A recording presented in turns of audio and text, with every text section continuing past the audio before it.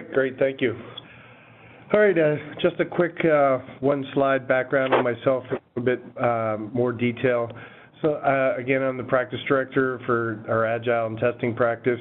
The past 10 years, before the year and a half ago that I joined CAI, I was the director of IT development operations, release management, resiliency, and cloud infrastructure.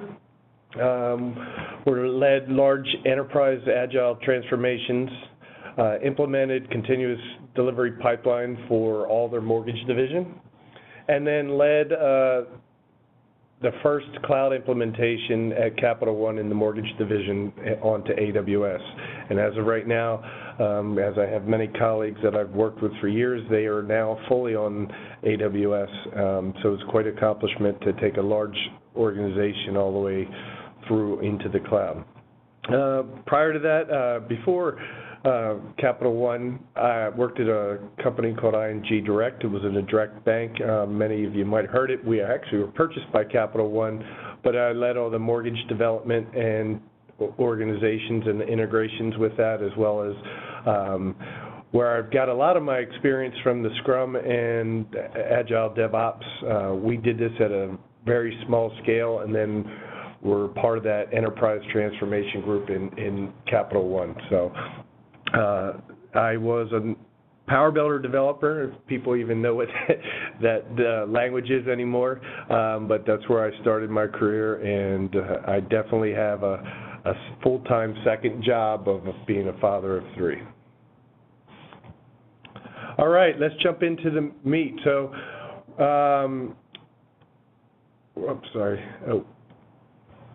what is DevOps? I'm going to start out the presentation giving a little history of DevOps, and then we'll talk about how fast you want to go.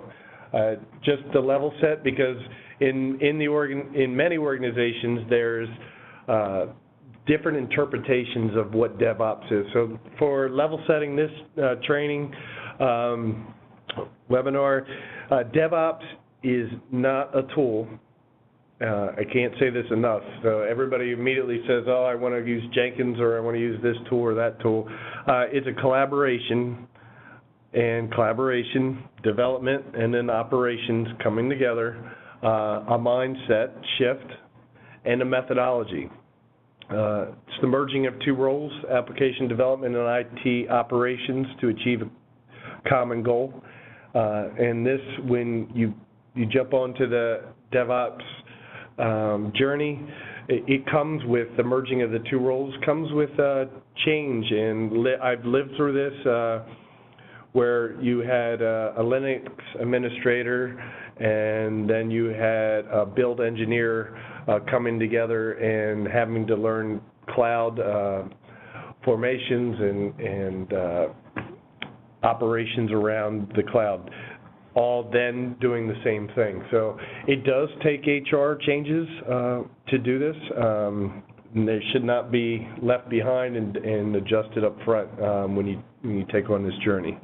The objective, again, is releasing the software automated, not just the software, the application software, but the infrastructure as well, faster, more frequently, and with higher quality. What's driving DevOps today? The need for greater collaboration. Just like you said, what is it?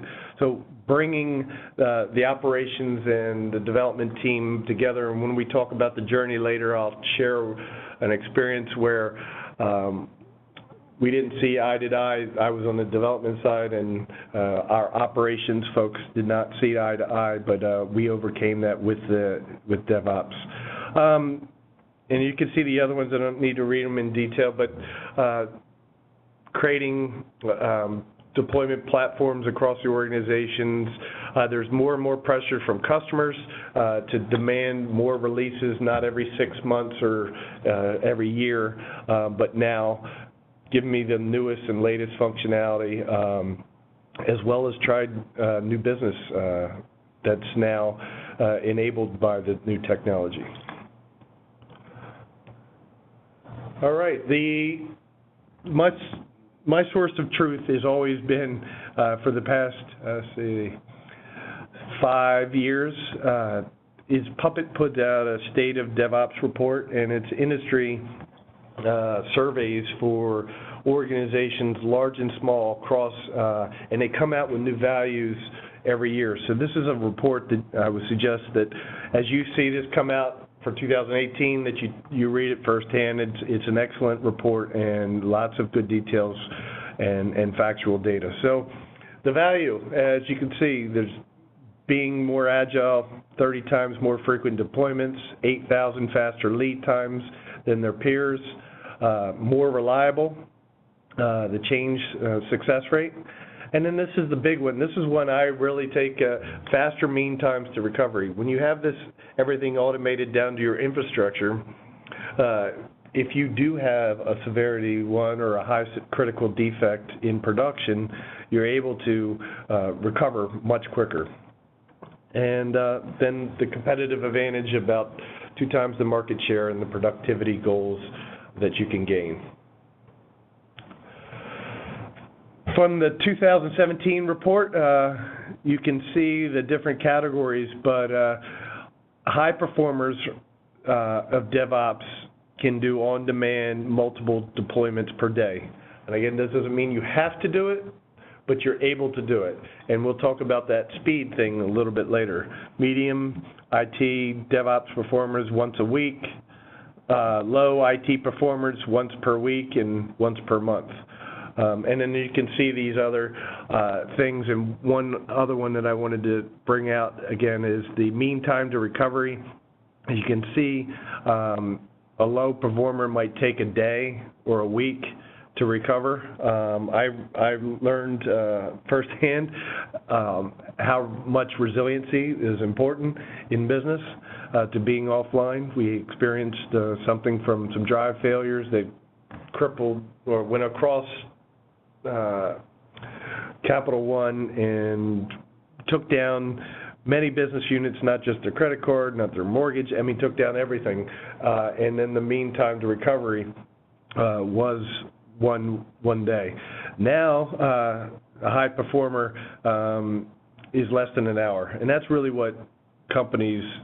That's the biggest takeaway that I believe in DevOps can do is the turnaround time that you can to stand back up your environments. And the last one, this is in a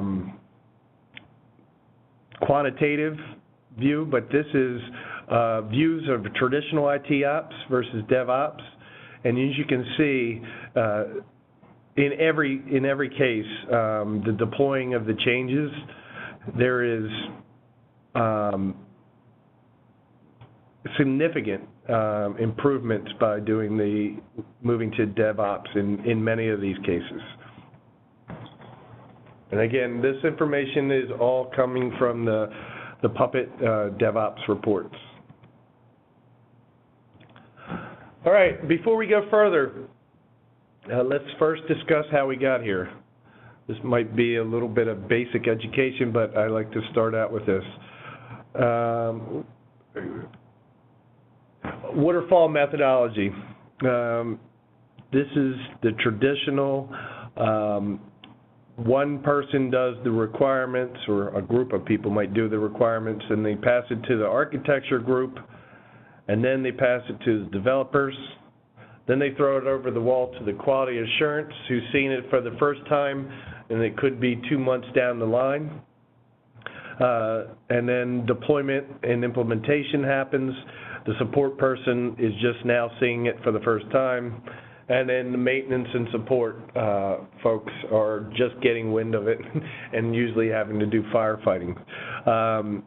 Delivery cycles of somewhere between 6 and 9 months for production release, and this has been used in many industries for years.